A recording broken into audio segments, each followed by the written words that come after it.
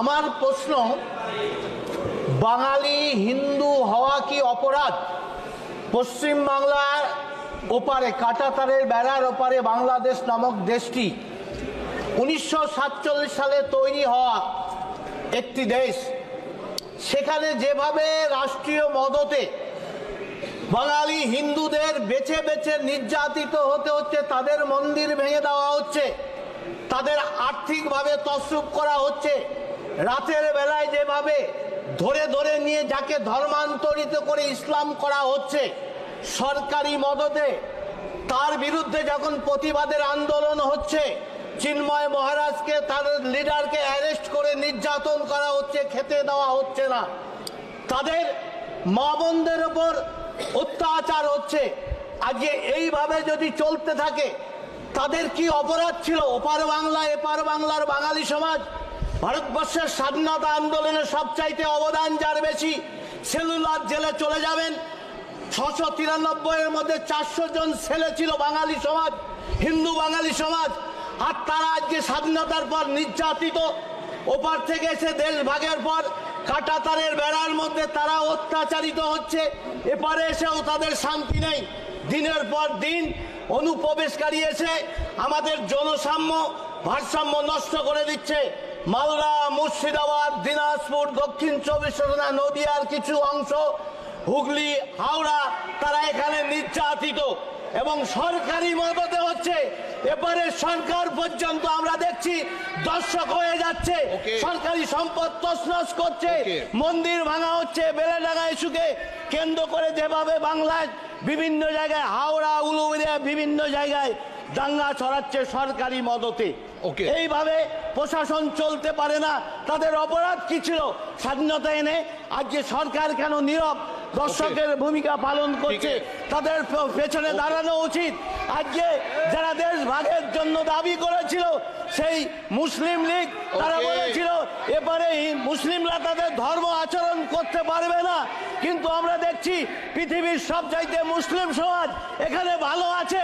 আমি সেই যারা দেশ ভাগের পক্ষে সওয়াল করেছিল তারা কেন বলছে না আজকে বাংলাদেশের প্রয়োজন নেই, পাকিস্তানের প্রয়োজন নেই, আমরা মিলে এক হয়ে থাকি, আমাদের দেশ ব্রিটিশ ভাগ করার কে?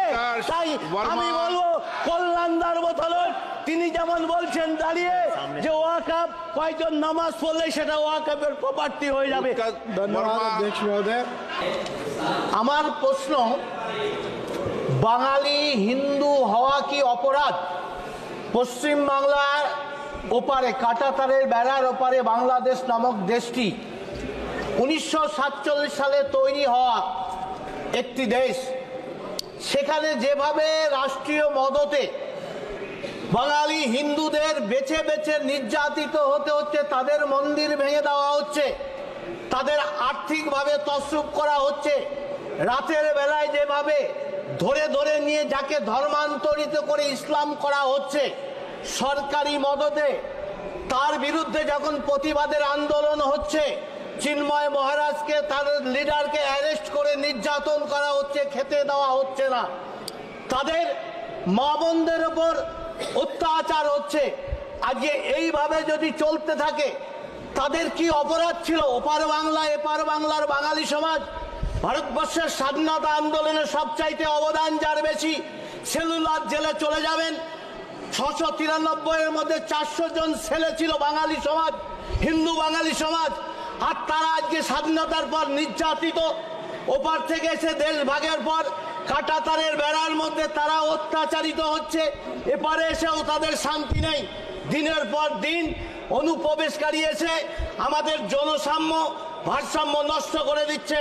মালদা, মুর্শিদাবাদ, দিনাজপুর, দক্ষিণ 24 পরগনা, নদিয়ার কিছু অংশ, হুগলি, হাওড়া, তারা এখানে নির্যাতিত এবং সরকারি মদতে হচ্ছে। এবারে সরকার পর্যন্ত আমরা দেখছি দর্শক হয়ে যাচ্ছে, সরকারি সম্পদ তছনছ করছে, মন্দির ভাঙা হচ্ছে। বেলেডাঙ্গা ইস্যুকে কেন্দ্র করে যেভাবে বাংলায় বিভিন্ন জায়গায়, হাওড়া, উলুবেড়িয়া, বিভিন্ন জায়গায় দাঙ্গা ছড়াচ্ছে সরকারি মদতে। এইভাবে প্রশাসন চলতে পারে না। তাদের অপরাধ কি ছিল? স্বাধীনতা এনে আজকে সরকার কেন নীরব দর্শকের ভূমিকা পালন করছে? তাদের পেছনে দাঁড়ানো উচিত। আজকে যারা দেশ ভাগের জন্য দাবি করেছিল সেই মুসলিম লীগ, তারা বলেছিল এবারে মুসলিমরা তাদের ধর্ম আচরণ করতে পারবে না। কিন্তু আমরা দেখছি পৃথিবীর সবচাইতে মুসলিম সমাজ এখানে ভালো আছে। আমি সেই যারা দেশভাগের পক্ষে সওয়াল করেছিল তারা কেন বলছে না আজকে বাংলাদেশের প্রয়োজন নেই, পাকিস্তানের প্রয়োজন নেই, আমরা মিলে এক হয়ে থাকি, আমাদের দেশ ব্রিটিশ ভাগ করে কে? তাই আমি বলবো কল্যাণদার বোতলন তিনি যেমন বলছেন দাঁড়িয়ে যে ওয়াকফ কয়েকজন নামাজ পড়লে সেটা ওয়াকফের প্রপার্টি হয়ে যাবে। धन्यवाद अध्यक्ष महोदय।